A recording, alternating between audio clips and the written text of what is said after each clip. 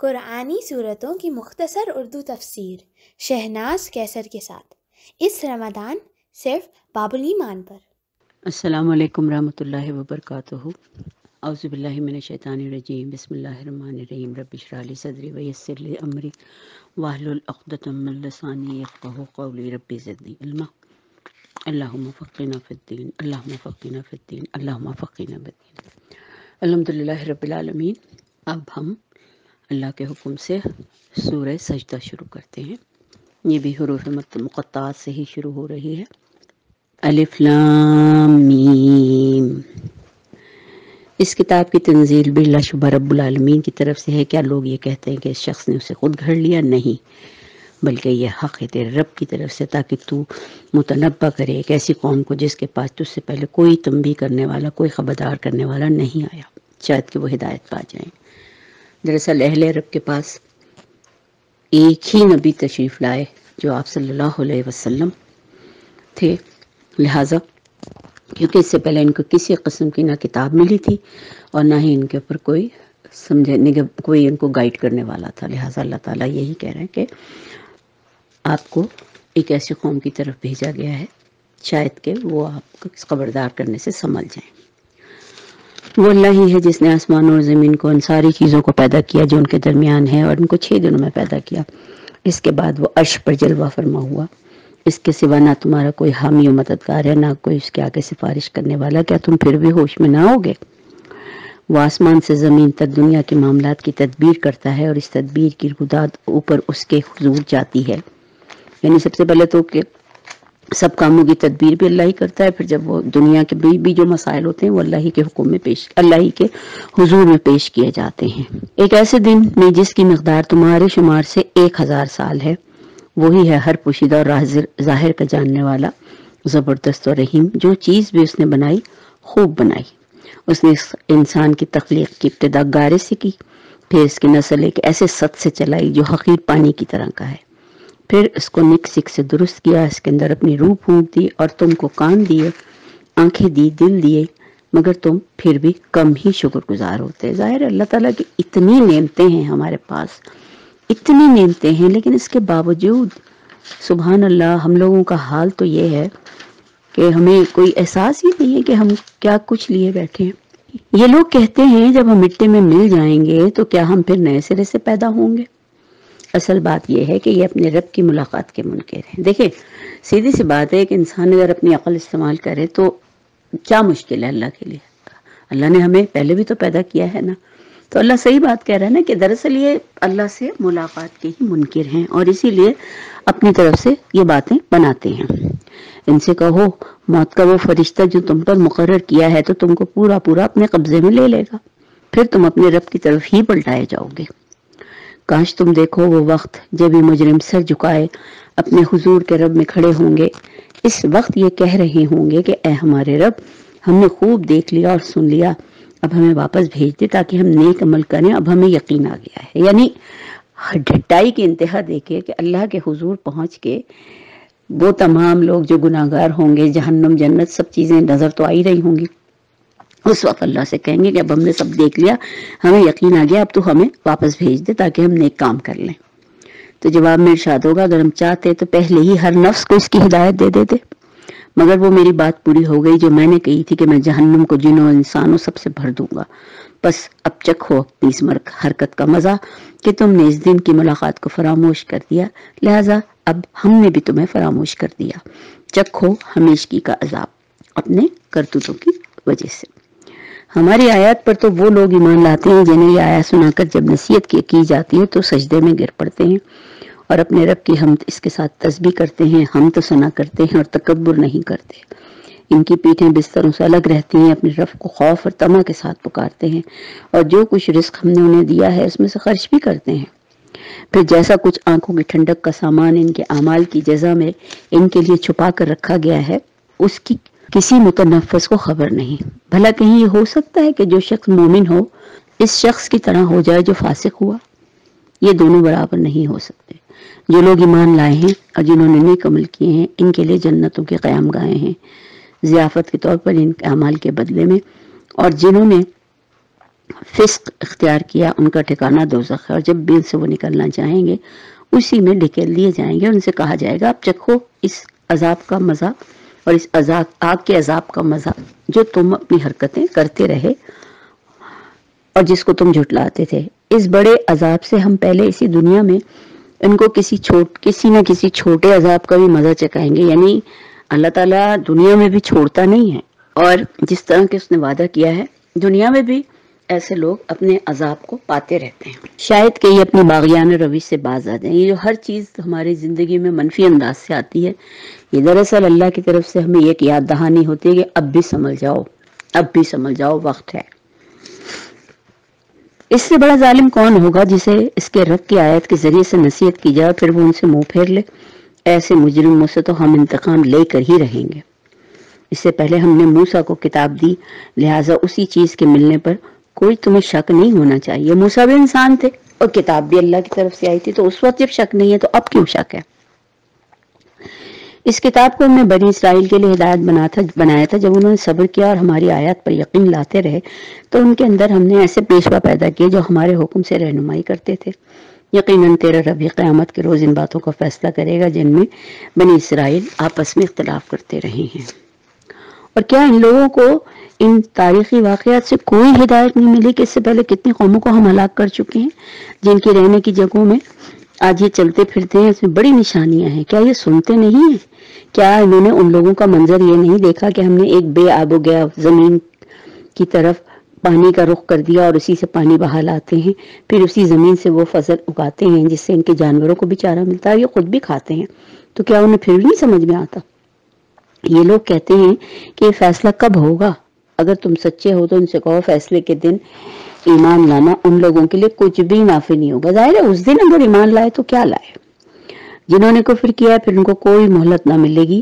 اچھا انہیں ان کے حال پر چھوڑ دو، انتظار کرو، یہ بھی منتظر ہیں اور آپ بھی انتظار کریں۔ الحمدللہ رب العالمین۔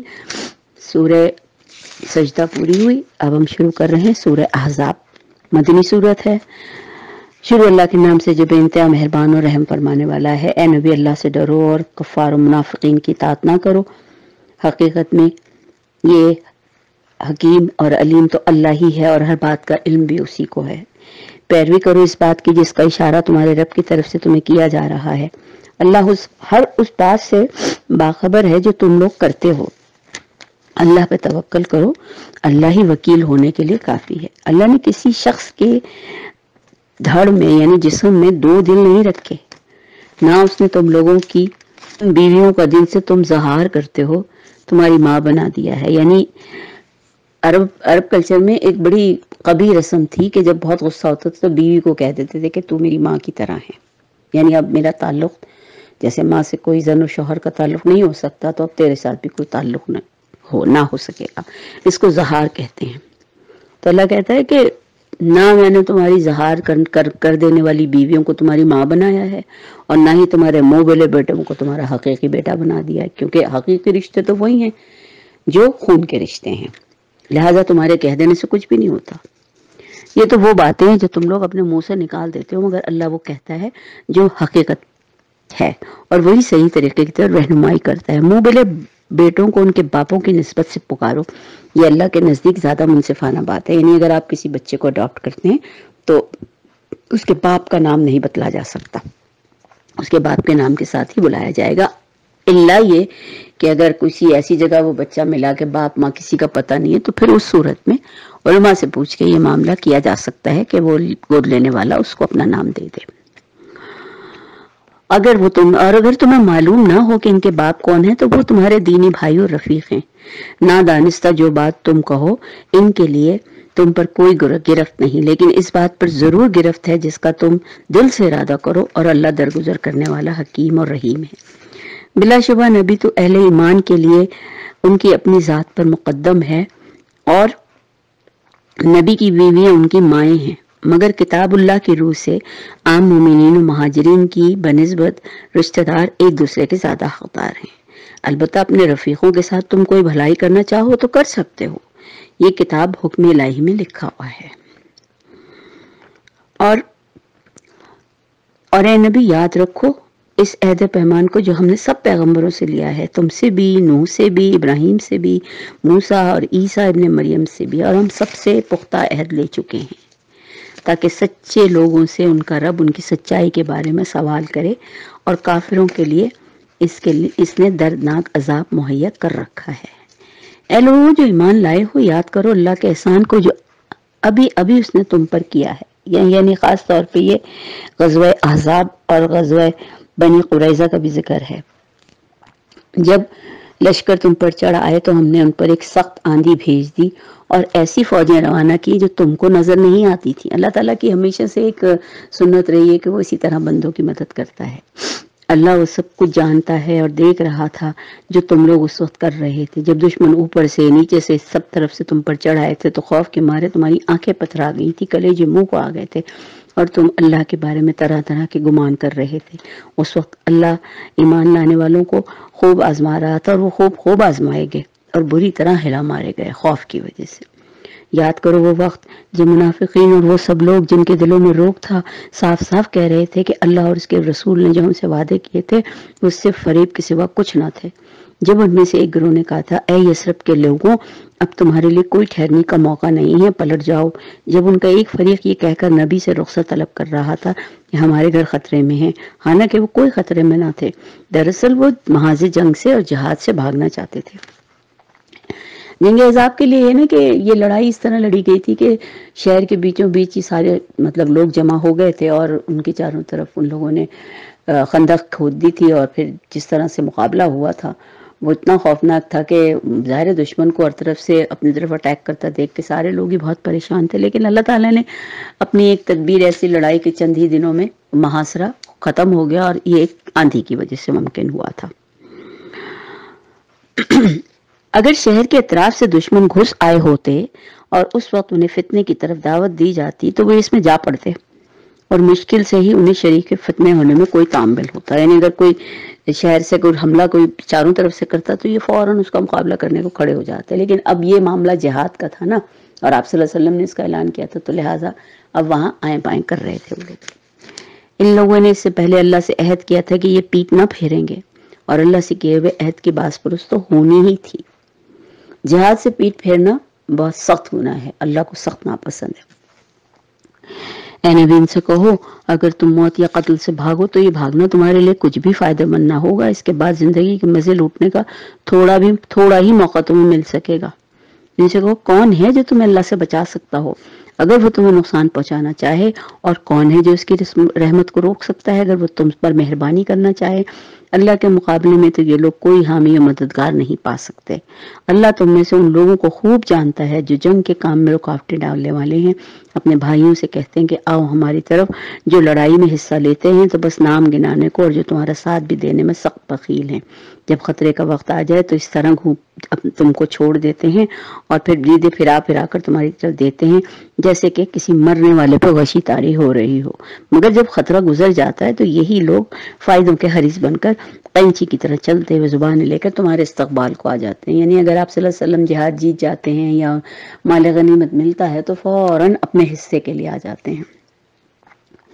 یہ لوگ ہرگز ایمان نہیں لائے، اس لیے اللہ نے ان کے سارے اعمال ضائع کر دیے، اور ایسا کرنا اللہ کے لیے بہت آسان ہے۔ یہ سمجھ رہے ہیں کہ حملہ آور گروہ بھی گئے نہیں ہیں، اور پھر اگر وہ دوبارہ حملہ آور ہو جائیں تو ان کا جی چاہتا ہے کہ اس موقع پر کہ یہ صحرا میں بدوؤں کے درمیان جا بیٹھے اور وہیں سے تمہارے حالات پوچھتے رہیں۔ تاہم اگر یہ تمہارے درمیان بھی رہے تو لڑائی میں کم ہی حصہ لیں گے۔ ظاہر منافق تھے تو منافقین کو تو اسلام کی کوئی ترقی منظور ہی نہیں تھی۔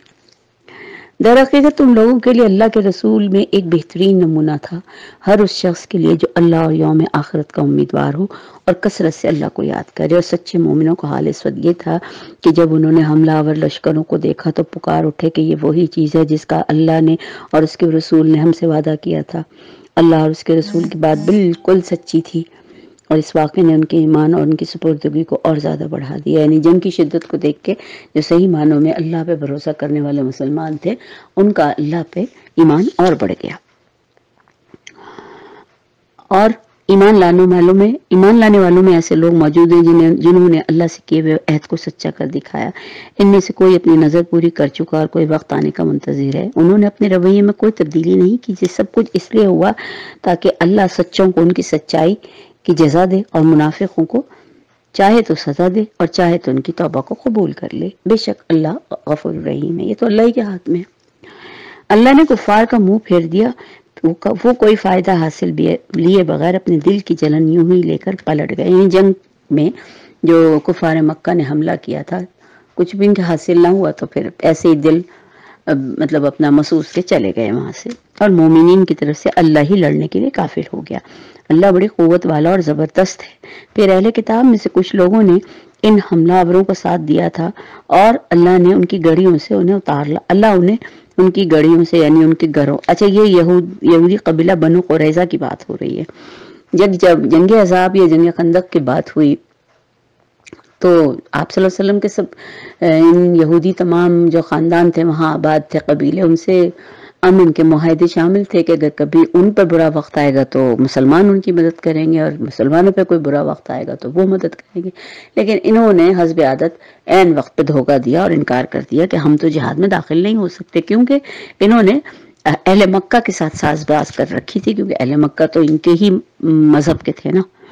تو اللہ تعالیٰ نے پھر آپ صلی اللہ علیہ وسلم نے اس جنگ کے فوراً بعد آپ اپنے صحابہ کو لے کر، یہ خیبر کے پاس رہتے تھے اور مدینے کے قریب ہی تھے، ذرا سا دور یعنی مدینے سے ان کے پورے قلعے تھے، اور وہاں پہ انہوں نے اللہ کے حکم سے حملہ کیا، اور پھر اللہ نے ان کی گڑیوں سے انہیں اتار لایا اور نکال لایا اللہ، اور ان کے دلوں میں ایسا روب ڈال دیا کہ آج ان میں سے ایک گروہ کو تم قتل کر رہے ہو، دوسرے گروہ کو تم قید کر رہے ہو۔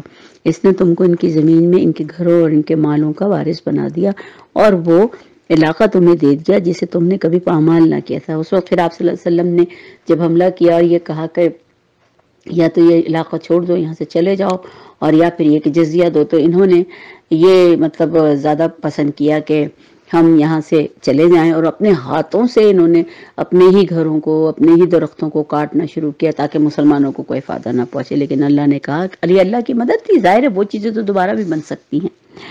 اے نبی اپنی بیویوں سے کہو اگر تم دنیا اور اس کی زینت چاہتی ہو تو آؤ میں تمہیں کچھ دے دلا کر بھلے طریقے سے رخصت کر دوں۔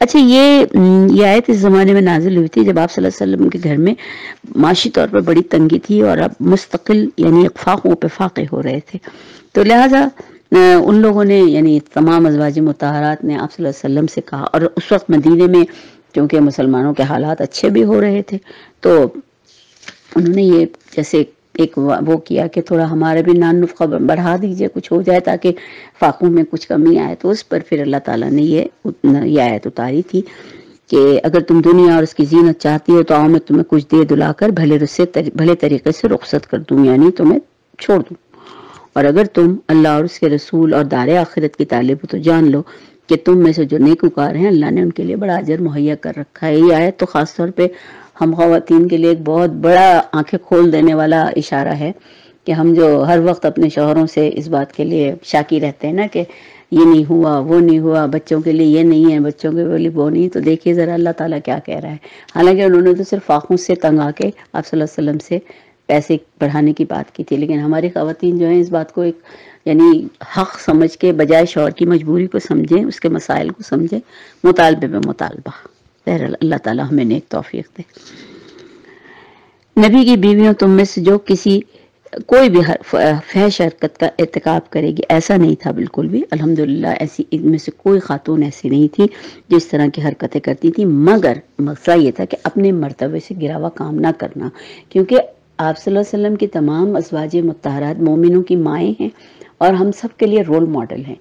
اللہ ان کے رتبے کو گرانا نہیں چاہتا تھا، لہذا اللہ نے ان کو یہی کہا کہ اگر تم میں سے کوئی اپنے رتبے سے گرا یا ایسی کوئی حرکت کی کہ نبی کی بیوی ہونے کے باوجود تم پر یہ بات آئے تو تم یہ سمجھ لینا کہ تمہیں اس کا دوہرا عذاب دیا جائے گا۔ اللہ کے لیے بہت آسان کام ہے، اور تم میں سے جو اللہ اور اس کے رسول کی اطاعت کرے گی اور نیک عمل کرے گی اس کو ہم دوہرا اجر دیں گے۔ ہم نے اس کے لیے رزق کریم بھی مہیا کر رکھا ہے۔ نبی کی بیویوں، تم عام عورتوں کی طرح نہیں ہو۔ اگر تم اللہ سے ڈرنے والی ہو تو اپنی زبان سے بات نہ دبی زبان سے بات نہ کیا کرو، یعنی کسی مرد کے ساتھ بہت اچھے لہجے میں، بڑے پر اخلاق لہجے میں بات کرنے کا حکم نہیں ہے، کیونکہ اس سے اللہ تعالیٰ یہ کہہ رہا ہے کہ تم دبی زبان سے بات نہ کیا کرو، کہ دل کی خرابی کا مبتلا کوئی شخص لالت میں پڑ سکتا ہے۔ اگر آپ کسی مرد سے بڑے خوش اخلاقی سے، بڑی محبت کے ساتھ بات کر رہی ہیں تو ہو سکتا ہے اس کے دل میں کسی قسم کا کوئی ایسا خیال ہے کہ چلو بھائی ان خاتون کو راہ راست پہ لایا جا سکتا ہے۔ بلکہ صاف سیدھی بات کرو اور اپنے گھروں میں ٹک کر رہو، اور سابق دور جاہلیت کسی طرح سے سج دج نہ دکھاتی پھرو۔ سبحان اللہ، کتنی بڑی ہم لوگوں کے لیے یہ وعید بھی ہے، اور یعنی ہمیں اطلاع بھی دی جا رہی ہے کہ ہمیں کرنا کیا ہے۔ نماز قائم کرو، زکوٰۃ دو، اور اللہ اور اس کے رسول کی اطاعت کرو۔ اللہ تو یہ چاہتا ہے کہ تم اہل بیت نبی سے گندگی کو دور کرے اور تمہیں پوری طرح پاک کر دے۔ یاد رکھو اللہ کی آیات اور حکمت کی ان باتوں میں جو تمہارے گھروں میں سنائی جاتی ہیں سب اللہ کو پتہ ہے، بے شک اللہ بڑا لطیف اور باخبر ہے۔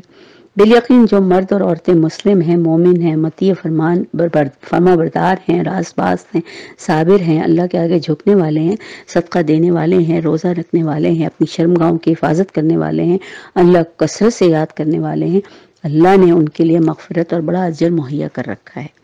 کسی مومن مرد اور کسی مومن مرد عورت کو یہ حق نہیں کہ جب اللہ اور اس کا رسول کسی معاملے میں فیصلہ کر دیں تو اسے اپنے اس معاملے میں خود فیصلہ کرنے کا اختیار ہے۔ یعنی ایک دفعہ اس وقت کے لحاظ سے بتایا جا رہا ہے کہ آپ صلی اللہ علیہ وسلم جب کسی بات کا فیصلہ کر دیں تو وہ اٹل فیصلہ ہے، اس میں پھر کسی قسم کا رد و بدل نہیں کیا جا سکتا، اور جس نے بھی اللہ اور اس کے رسول کی نافرمانی کی تو گویا کہ وہ گمراہی میں پڑ گیا۔ اے نبی، یاد کرو وہ موقع جب تم اس شخص سے کہہ رہے تھے کہ جس پر اللہ نے اور تم نے احسان کیا تھا کہ اپنی بیوی کو نہ چھوڑ، اور اس سے مراد حضرت زید بن حارثہ ہیں۔ زید بن حارثہ جو ہیں آپ صلی اللہ علیہ وسلم کے لے پالک بیٹے تھے، اور آپ نے ان کو مطلب ایک لحاظ سے آپ صلی اللہ علیہ وسلم کے غلام تھے۔ انہوں نے اپنی بیوی کو چھوڑنے کا جب ارادہ کیا، اور ان کی بیوی کون تھی؟ آپ صلی اللہ علیہ وسلم کی پھوپھیزاد بہن زینب بنت وحش۔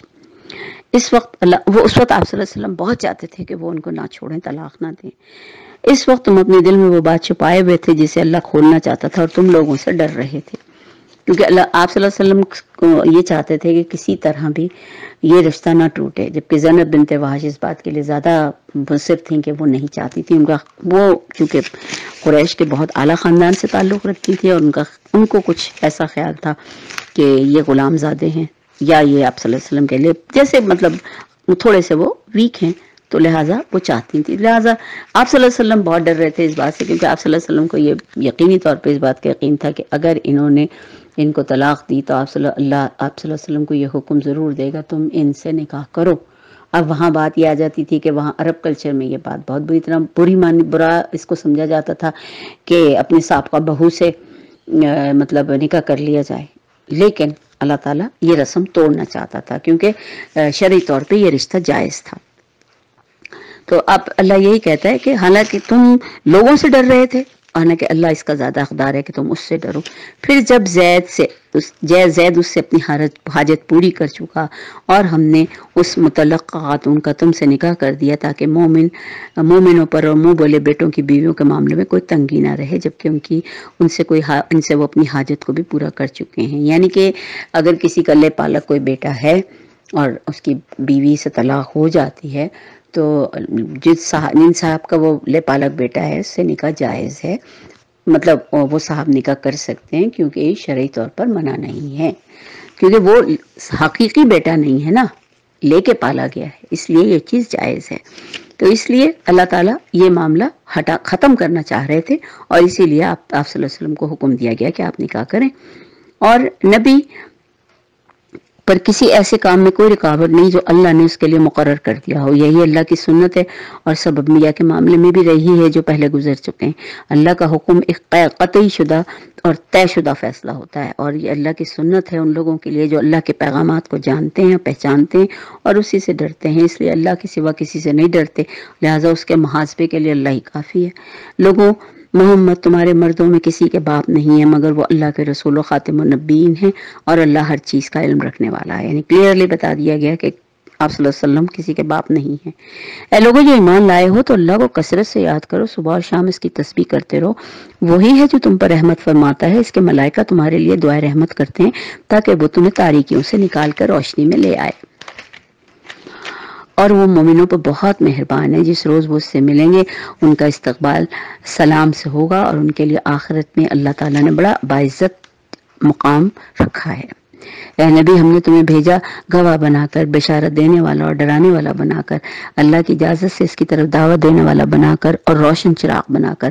بشارت دے دو ان لوگوں کو جو تم پر ایمان لائے ہیں تاکہ ان کے لیے اللہ کی طرف سے بڑا فضل ہو, اور ہرگز نہ دبو کفار اور منافقین سے, ان کی کوئی پرواہ نہ کرو کہ ان کی جو بھی ان کی اذیت رسانی ہے یہ سب اللہ ایک امتحان ہے. یہ اللہ پہ بھروسہ کرو کیونکہ اللہ ہر چیز پر بھاری بھی ہے اور کافی بھی ہے. صرف اور صرف اللہ سے ہی ہمیں مدد مانگنی چاہیے, وہی ہمارا کارساز ہے.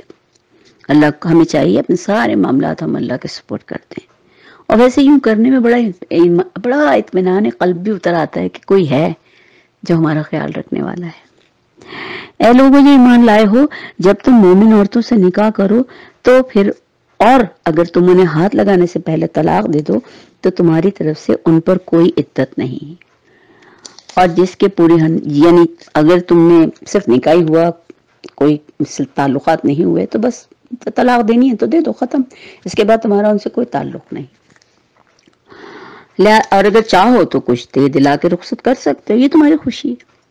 اے نبی ہم نے تمہارے لیے حلال کر دی تمہاری وہ بیویاں جن کے مہر تم نے ادا کیے ہیں, اور وہ عورتیں جو اللہ کی عطا کردہ لونڈیوں میں سے تمہاری ملکیت میں ہیں. اس زمانے میں لونڈیوں سے بھی نکاح, بلکہ ایک وقت تو ایسا بھی تھا کہ بغیر نکاح کے بھی رکھنا جائز تھا ایک زمانے میں, لیکن قرآن آنے جیسے ہی آپ صلی اللہ علیہ وسلم کے پاس یہ شریعت آئی تو یہ منع ہو گیا کہ ایسا نہیں کیا جا سکتا, البتہ ان سے نکاح کیا جا سکتا. اور تمہاری وہ چچا زاد اور پھپھی زاد اور مامو زاد خالہ زاد بہنیں جنہوں نے تمہارے ساتھ ہجرت کی اور وہ مومن عورتیں, یہ آپ صلی اللہ علیہ وسلم ظاہر ہجرت کر کے جب مکے سے مدینے آئے تھے تو ان تمام رشتوں کو بتایا گیا ہے. اور وہ مومن عورت جس نے اپنے آپ کو نبی کے لیے حبا کیا ہو, یعنی اس نے اپنے آپ کو سمجھو اپنے نبی کے لیے رکھ دیا ہو کہ میں اگر آپ صلی اللہ علیہ وسلم مجھ سے نکاح کرنا چاہیں تو میں بالکل ان کے ایک تحفہ جیسے کہ میں اس کے لیے تیار ہوں کہ آپ صلی اللہ علیہ وسلم مجھ سے نکاح کر لیں.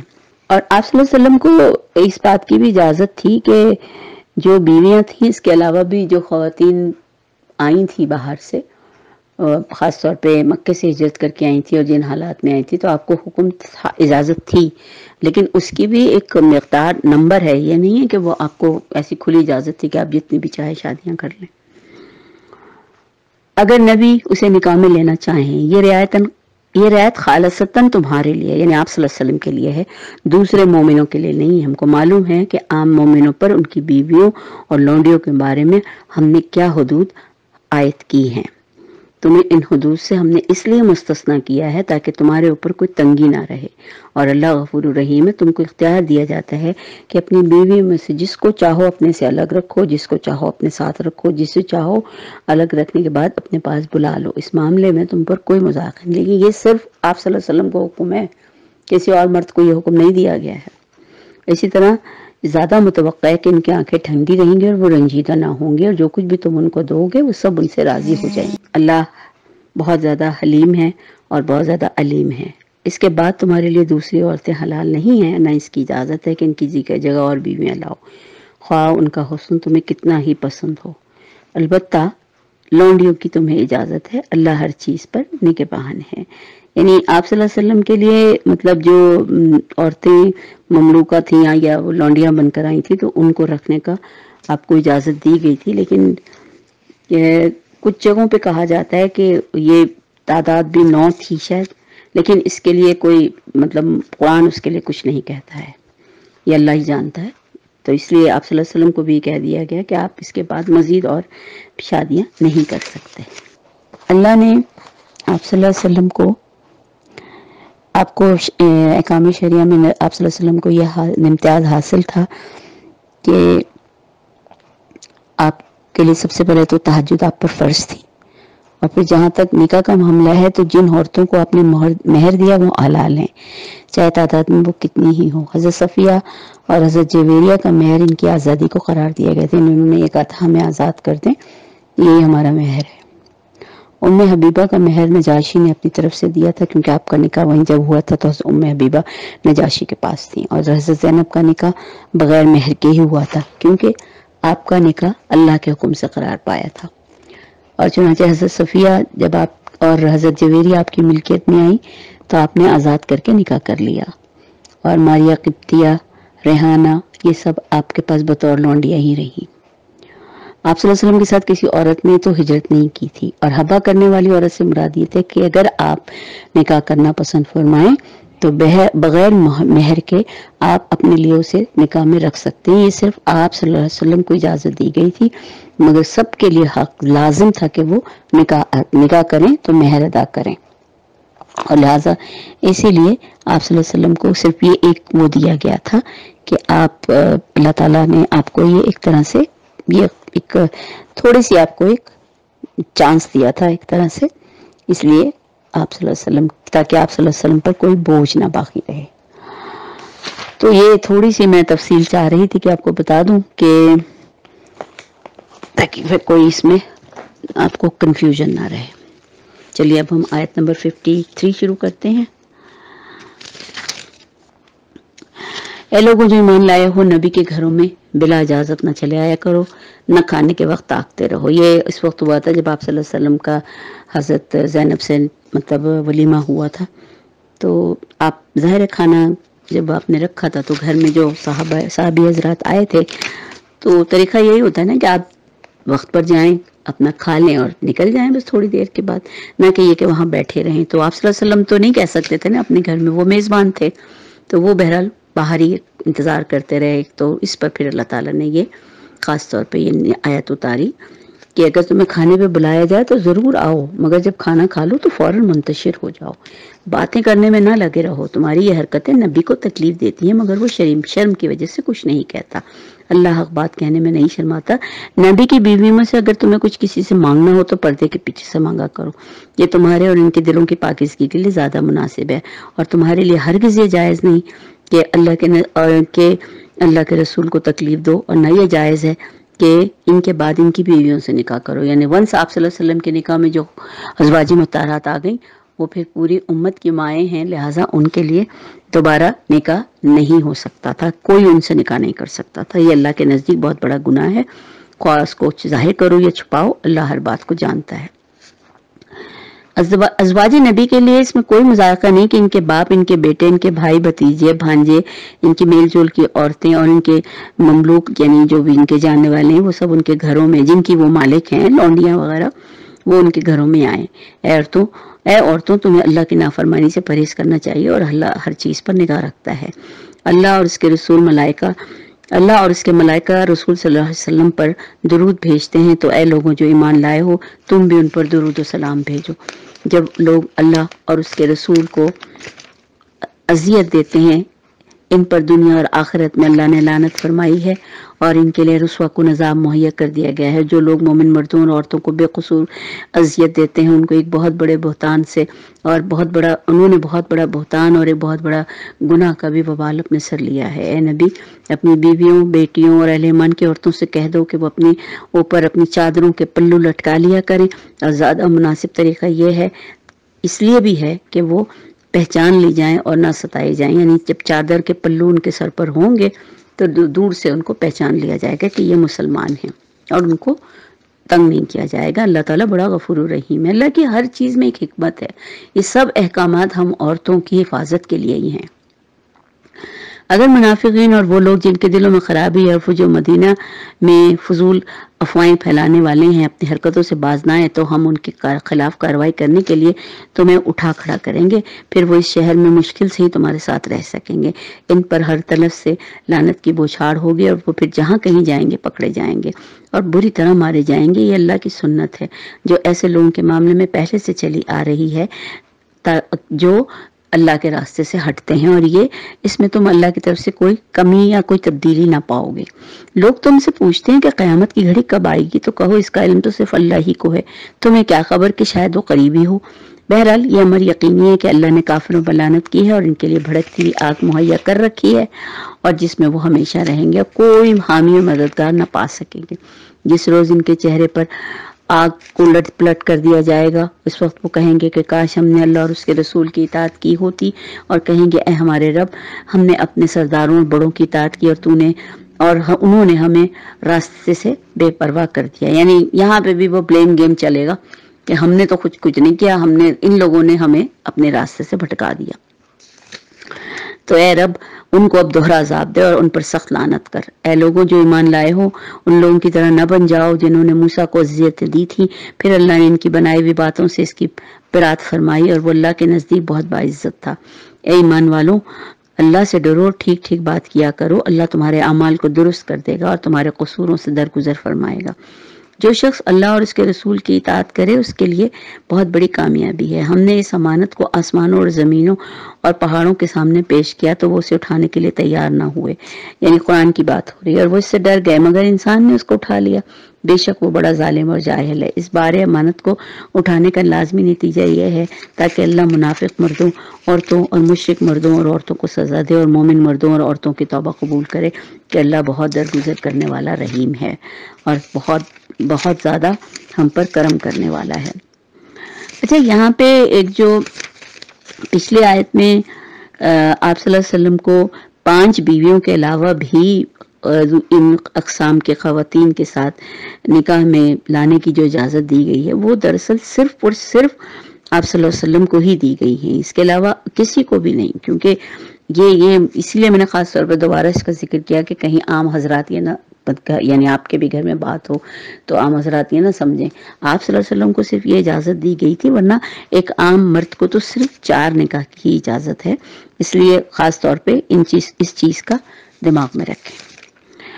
چلیے، وما آخر دعوانا ان الحمدللہ رب العالمین، ہماری سورۃ الاحزاب پوری ہوئی۔ اب انشاءاللہ اگلی نشست میں ہم سورہ سبا کو شروع کریں گے۔ وما آخر دعوانا ان الحمدللہ رب العالمین۔